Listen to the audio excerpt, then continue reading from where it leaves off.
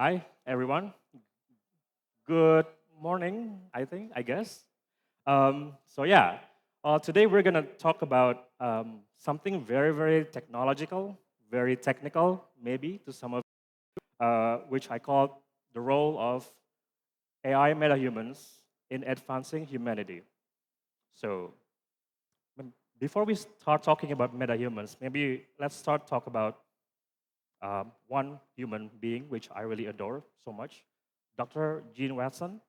She's actually a scientist, American scientist, studying how human being can take care for each other. She is a neuroscientist, actually, trying to study what makes human human. So she dedicated her life to study matter of human being and that human needs one to another, to respect one another, and to care for one another. And that's today's topic for the humans, or the meta-humans in this case.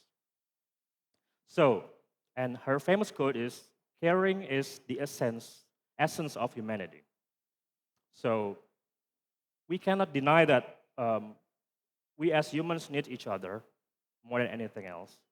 And it's what makes us basically human. And before we start talking about technology, creating about meta humans or digital humans, we need to understand the basic principles of human nature, which is caring. But what if that caring appears in the form of a different, visuals like this? Sampurasun. Halo semua, aku Teteh, digital human yang dibuat di Xwat. Dengan teknologi yang terus berkembang, berbicara dengan metahuman kini terasa semakin nyata. Technology is transforming creativity, allowing metahuman to assist in art, music, and storytelling like never before. With advanced learning models, digital creations are becoming more intuitive, inspiring new possibilities in human AI collaboration. Ayeuna, teknologi digital dengan ukur magampangkeun obrolan, tapi nyiptakeun kesempatan anyar. Semoga di masa depan kita bisa terus berinteraksi dan berbagi pengalaman yang lebih seru. Terima kasih sudah meluangkan waktu. Sampai jumpa di percakapan berikutnya. Okay, so that is Teteh. We call her Teteh, or I designed it to be called Teteh because she's able to speak Sundanese, Indonesian, and English, as you just saw. And we named her Teteh because I want her to be a representative of Bandung, or culture. So that's why she's wearing blue shirt, blue hair, greens, and yellow. That's basically the color of the city itself. And Teteh is a meta human, or what you can call it, virtual human, digital human, virtual avatar. Maybe some of you here playing video games know about this. You see it in the video games as a NPC or non-playable characters that you can interact with every single click, and you sort of talk to them and get some response from them. But Teta is not real. She is digitally crafted with computer graphics software in Unreal Engine, and in Blender and all that 3D software that you might know.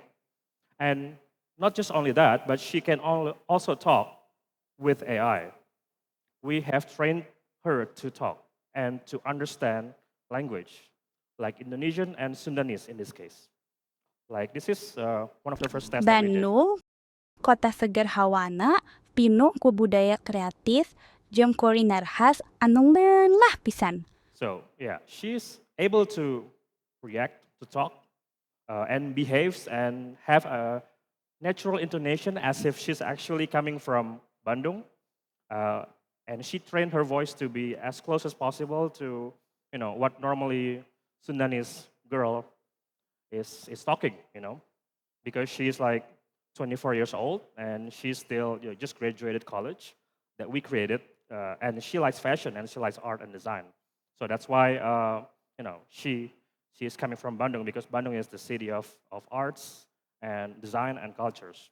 So as you can see, Teteh or this meta-human is purely made by 3D software, like in video games. So if you play video games, you know exactly the human, the characters are made out of nothing except pixels or digital pixels in computers. But we render it, we make it look like as if it's real, as if it's close to realism, so people can relate to. Because uh, we relate to a human being. We know their wings, we know their gestures, we can see their expressions and everything. And that's what we want from meta-humans too. So we can actually share the same experience as if we're talking with a real human. So again, what is meta-human really? See, in the background, you see our 3D meta-human named a different one. She's from Bali. We designed it to be very, very local oriented. So yeah, meta-human is actually a very simple term. Meta means beyond, right? So beyond means human, and meta means beyond human. So what is next beyond humanity? Um, we try to create a digital human that is not just, looks like a human, think or can talk like a human, but also try to do more than that. Because we cannot forget that, we cannot really kill the purpose or the role of human being. So meta-human is here to stay, to augment our lives, to help us enhance our lives.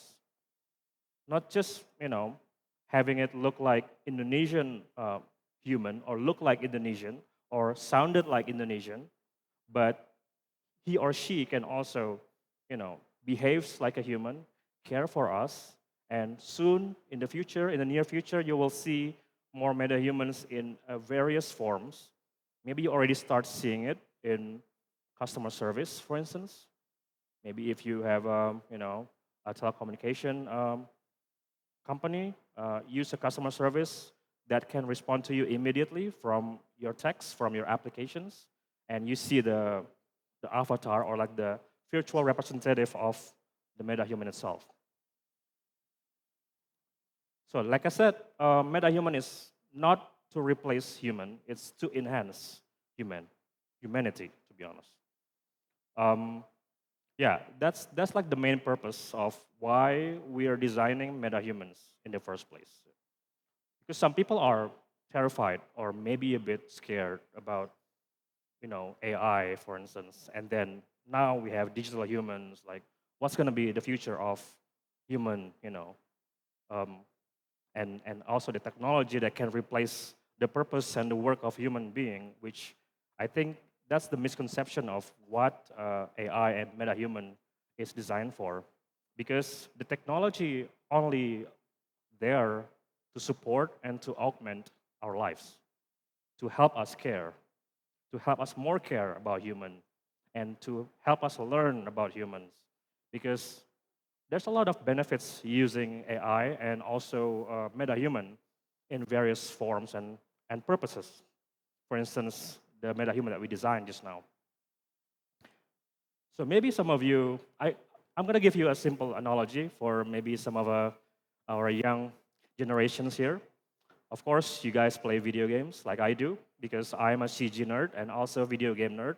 I play a bunch of video games like Final Fantasy, Counter-Strike, Valorant, Dota, and everything. Now, you see in the video games, there's a role, right? A tank, a DPS, and everything, and also a healer.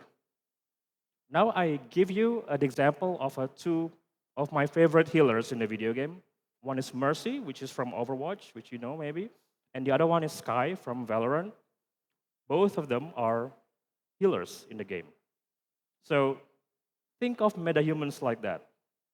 Metahumans is also try to heal us in real life, to help us to win the game or to answer some questions or to help us learn about one or two things about how to, beat the game or how to, get the scores and everything. So MetaHuman is also used actually literally in the video games, like as a character as well from a long time ago in the video games. But now, since the rise of the new technology that allow us to see 3D images and characters happens in real life and real time, it starts to get a different kind of purpose, which is why we are doing what we do. And also another game, for instance, we see a single player game, let's say. We play a lot of RPG, for instance. We play Cyberpunk 2077. Some of you here play that maybe. Or Final Fantasy like I do. I'm a huge nerd on Final Fantasy, so I really play a lot of games. And there's a characters there in the video game that is intriguing and also connect with us in some ways and help us to learn and to understand them, the characters, what they like, what they don't like, their kind of characters, their traits, and everything.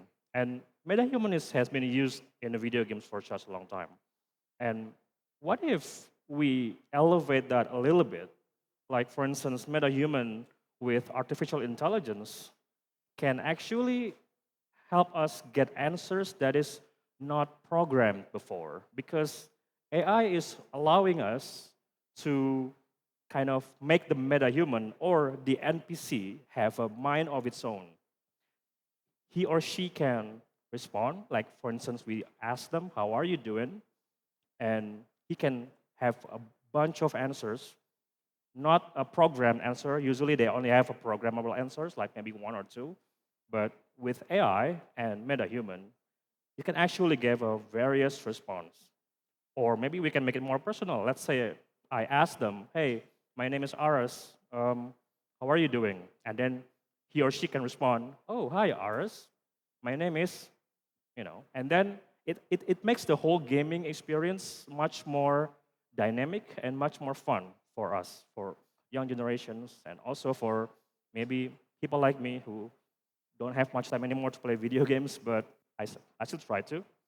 Um, and then what about in education? Like, you know, now we have apps like maybe Duolingo or Rosetta Stone, like all those apps available in your iPhone or your Android phone. It can actually help you learn language now or learn new skill sets, new tools. What if we actually have a personal tutor, a digital personal tutor that looks like us, like a human being, but it's actually representative by digital, like a meta-human here. Um, and it doesn't have, it doesn't pressure you because some students have a various learning pace and characteristic. Maybe one tutor doesn't really fit for one student, and this tutor can adjust, can make themselves work towards the students. So the students can feel more cared and feel more understood that way. So this metahuman learns on the fly and can adapt depending on what the student needs.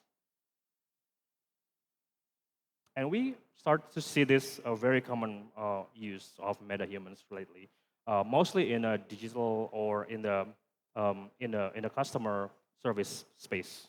Like for instance, in the airline industry or in banking industry or hospitality industry. We also see it happening lately on commercials, advertising, but not so much. But the number one use of metahumans originally was designed for was gaming or video games, and now it starts to transcend and change into a different purpose or multi-purpose into entertainment as a whole, as a film and entertainment. We see it used in the movies too. Like maybe if you watch Avatar, the movie, and not the cartoon, the big blockbuster by James Cameron, if you know that. And also it's also being used by uh, you know Alita, the Battle Angels. Animation and movies start using the technology of the digital humans to create humans that look like humans but can behave and also talk like humans. And now we already start seeing it happening all over the world. And the easiest way we see it is in the customer service space right now. So now we are going back to the topic of AI and metahuman. The two most, probably one of the most controversial topics lately. Using AI, is it going to replace education? Is it going to replace human jobs and everything? And we have the two combination that probably people fear the most now, the AI and the metahuman. AI is for the thinking, for the brain, for the mind, and metahuman is for the looks, for the visuals. So we can see, it looks like us. So we can actually interact with it more easier. But truthfully, can AI truly care? Can AI one day truly have its own feelings or able to develop a certain sense of care like a human do? That's something that right now is still being developed. And the quick answer to this is no. Humans and metahumans are not the same. Metahumans are technology, metahumans are the platform, but it will just enhance us to improve our lives, our educations, our way of thinking. Maybe we can practice with metahumans instead of, some people are heavily introvert like I do here. So talking in a public space like this is kind of terrifying, to be honest with you. But I'll try my best. Um, some people use MetaHuman to actually practice their public speaking or communication skills. So they can actually, before they meet a real human being, they can actually start, practicing and training through a form of a human in a monitor screen or in their phones or in a huge screen, whatever. But the goal is MetaHuman is never meant to replace. It's only meant to enhance and to augment our lives, just like AI, basically.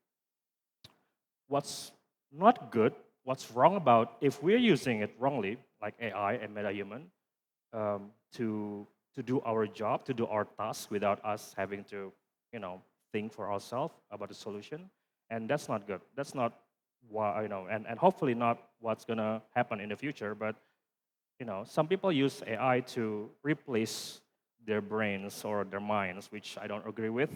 And also, MetaHuman is also not designed to replace humans as well. So,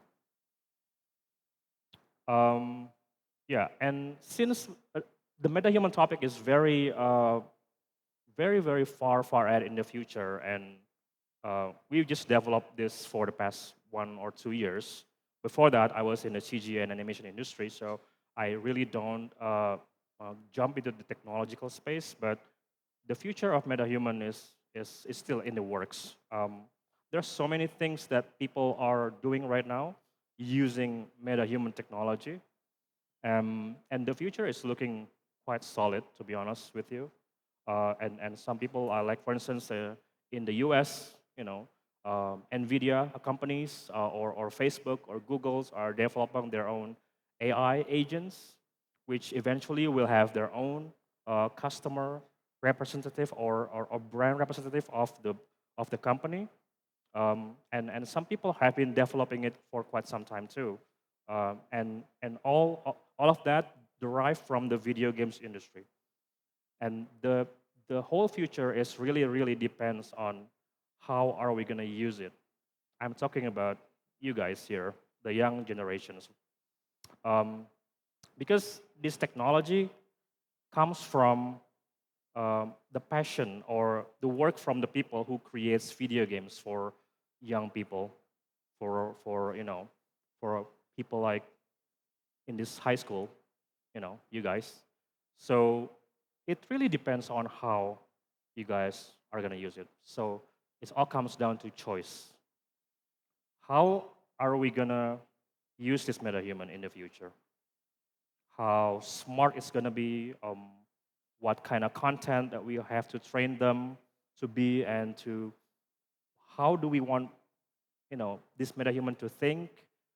For instance, our example you just saw earlier, Tete, was trained to be a Sundanese girl who tried to talk like a girl coming from Bandung.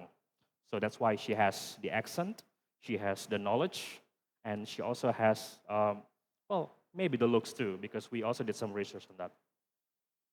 So in the end, it all comes down to you know metahumans needs to be used for a better purpose than just using it to as a medium or as a tool that we see in TV screens or in the cinema, for instance. But because the whole point of having this discussion or this presentation today is that because I believe in myself that creating metahuman is to care for other human beings, to give a sense of purpose or like more a purpose to human to exist, to help them improve their knowledge, their education levels, which is one of the most important topics right now we see in this country. I think education is very very important, and this technology will allow us to help in some ways make education through technology, through a form of a meta human, a digital human that doesn't really have working hours or doesn't have certain emotions, so it never gets angry at you or angry at the students, which makes the student don't want to study with the teacher anymore. Like I said, MetaHuman is designed to care and to heal what the whole situation right now is going to be. And we are not looking in a very short-term period. This development is ongoing, and we might see the full effects maybe in the next 2 or 3 years. But we are already starting doing it in Bandung, in this city that we love. So, because we believe caring is human, and the way we train our metahuman must be based on human itself. So I think that's the topic that I'm gonna talk about today. Um, I hope you guys. Thank you so much. Yeah, I also guys enjoy it, and see you next time. Bye.